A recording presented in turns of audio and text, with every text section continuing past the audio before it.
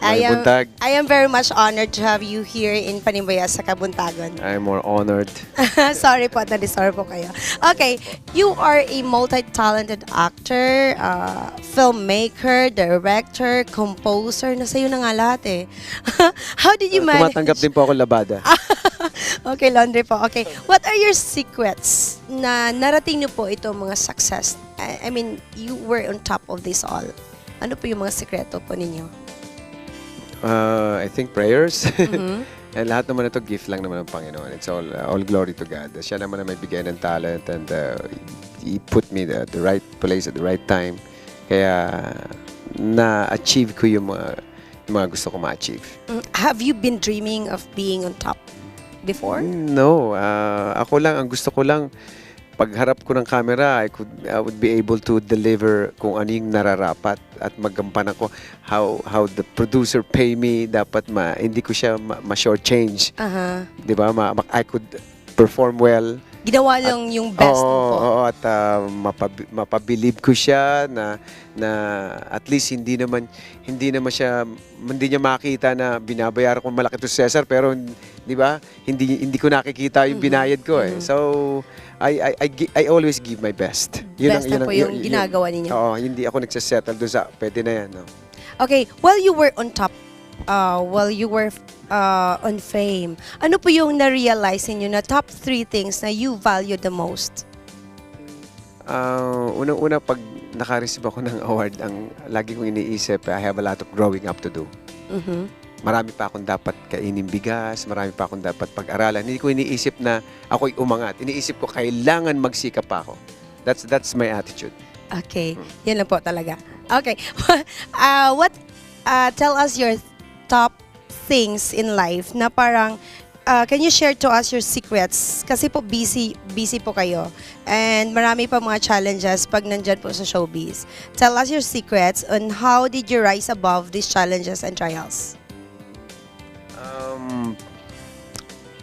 At challenges sa trabaho, you have to work well. You have to like if like for example, when I was doing in Jose Rizal, I was given instruction na kailangan basahin mo 'tong 7 libro na to. I read about 15 books. Hindi 7 libro. 15? 15 books about Jose Rizal. Lahat ng matitisod kong book, lahat ng makikita kong book about Jose Rizal, kahit na hindi Jose Rizal, You have to read Philippine history, binasa ko lahat yun. So talaga And palang totoo yung... I got all the pictures, available pictures of Jose Rizal, pinalakihan ko, nilagay ko sa bawat sulok ng kwarto ng bahay ko. Just para to, ma-feel nyo po na kayo siya. And may TV, laging nakabukas yun in Spanish channel. Mhm. Pinapatay lang kapag lumalabas ako Yun ng pala bahay. yung preparations ninyo po pag Yeah. may ginagawa kayo na ganun. Yeah, really. Ay, totoo pala yung sinabi nila, pag artista daw kayo, natutunan nyo lahat. Yung farming, natutunan nyo kung paano gagawin, lahat-lahat. Kasi Yeah, yun po yung ginagawa ninyo. Yeah. Okay. You are always in the limelight. You are famous wherever we are, in the Philippines and outside the Philippines. Tell us one thing that people don't really know about Cesar Montano. Can you reveal it to us now? Ano po ba si Buboy? Nawala yung mga camera. Nawala sa showbiz. Ano siya? I'm just a simple guy. Ako yung Santa Ana boy. I love being in the street. And doon ako lumaki sa kalsada. Mas gusto ko sa kalsada. Batang kalsada ako. And I love being with people that are simple also. So yung mga kaibigan ko na mga simple sa industriya at sa labas ng movie industry, yun ang palagi kong kasama. And I'm so happy being with them because these people are talagang very transparent people. And ganun lang ako, and just want to be to be simple and happy. What are the things that keeping you busy right now aside from showbiz? We have an outreach program. We feed. Tell us about this outreach program. Yeah, may title kami, A Day Without Hunger. A Day Without Hunger. Adapted namin yan kay Yankberry. Yun yung nagpadala ng food sa amin dito. Actually, Vitapro yung protein. So, nilalagyan lang namin ng bigas yun. At hinahalo namin. Ginagawa namin congee. Okay. Or sometimes, arroz caldo. Arroz caldo. And we feed the children. We feed the underprivileged children. A day without hunger. Parang gusto lang namin ma-replicate ng taong makikita yun na, oy, okay pala to. Isipin mo kung kami, a day without hunger, kung may maraming gagaya, hindi lang a day yun. Hindi lang isang place yun, di ba? Meal time without hunger. Oo, at least merong isa kang lugar na siguradong wala nagutom na bata ron. Yun lang ako. Yun lang ano ko. ginagawa mo Napakaliit lang na ambisyon sa buhay. Yan lang po. Why is Cesar Montano doing this? Tell us the top 3 reasons. I'll be counting. Well, naging ganun akong bata. Ako yung isang bata. I love being this the street. Nagutom din ako. I don't know where to go. Pumupunta ako sa mga umakit kami ng mga punong kahit kumakain kami. Bakit hindi ako umuwi ng bahay para kumain? Ayoko sa bahay kasi nuutusan ako palagi doon. Dami utos sa bahay. Okay. Doon ako palagi sa labas. Ganun.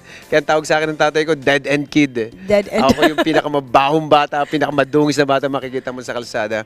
But I'm not regretting about. Actually, nagpapasalamat. I'm very grateful about it. For the experiences po. Yeah, sa experience na yun. Kasi I become what I am right now. As a Cesar Montano, as a director, as an actor, ang dami kong tools, ang dami kong equipment as an actor because of that. Okay, that is number 1. The second one? Because I'm asking the 3 reasons eh. Okay. Ano nga, bakit nga ba? Hindi, another reason dahil ano nga ba yung question mo? Nakalimutan ko Top rin. 3 reasons why you're doing an outreach program. Outreach program. Nandun Apo. pa rin pala tayo sa outreach. Pasensya na, isang oras lang tulog ko sabi sa'yo. Totoo yun. Okay po. Unang-una, we both know na hindi lahat ng mga bata rito kumakain ng tama. No matter how you say it. And ganun pa rin, may mga lugar pa rin sa Pilipinas na sulok ng Pilipinas na hindi kumakain ng tama. And I hope you know that, guys. And may time naman ako and I think I have more than enough. And actually, minsan yung more than enough na yung curse na yan. Marami po tayong mga, kung titignan niyo po yung loob ng bahay niyo, hindi na po blessing niya. Minsan po karaniwan diyan sumpa na.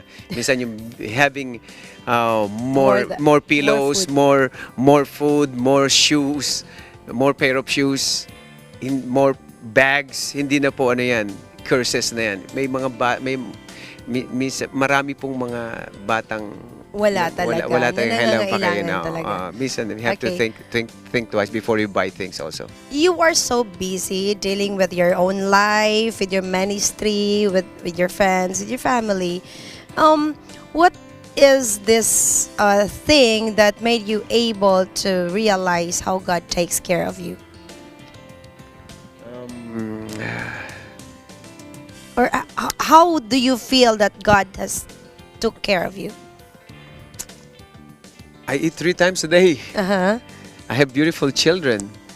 And until now, meron pa rin akong idea to make films. And I still have good friends. Every morning when I wake up, I can still smile and kneel down and pray to God. I still have God, and God is answering all my prayers. And I'm happy. I have the same laugh when I was a kid in Santa Ana, Manila. Pareho yung laughter ko hanggang ngayon. Kaya po, hindi totoo yung kahit marami kang pera, magbabago na yung laughter mo, mas madadami. Hindi po totoo yung kay maniniwala doon. The same laughter lang yan. Pag may 1 million ka, 1 million din po yung laughter. No? Hindi po totoo yan. The more simple you are, the more happy you are. Wow, I like that. Okay, those people who are watching us right now, they are aspiring to become like you. Or to become Don't aspire to be like you. don't aspire to be like me. Aspire to be more. Okay, what is your message for them who wants to become on top? Actually, don't forget about prayer. Prayer is the most important thing. Yun lang ang sekreto doon. Kasi sinabi ng Panginoon yan, apart from me, you can do nothing. It's so simple. Apart from me, you can do nothing. So if you rely on your own self, on your own strength, sasabit na po kayo.